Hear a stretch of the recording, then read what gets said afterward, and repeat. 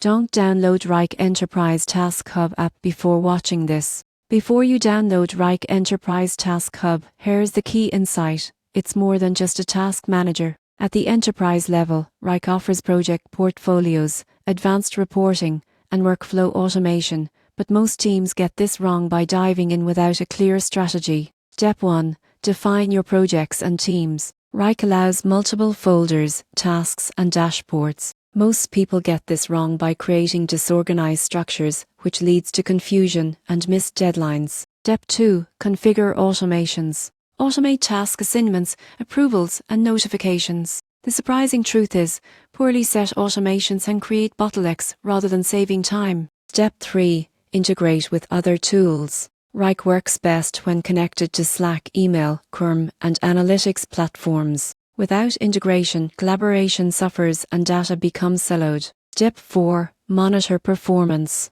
Use dashboards and reporting tools to track task progress, team productivity, and project milestones. Teams that act on these insights can boost efficiency and prevent delays. The upside: proper Wrike Enterprise implementation can increase productivity by up to 35%, improve team visibility, and centralize project tracking. So, should you download it? Yes, but only if your organization can plan projects strategically, set up automations carefully, and monitor results effectively. For smaller teams, simpler task management tools may be more practical. Subscribe for practical advice to avoid costly enterprise project management mistakes.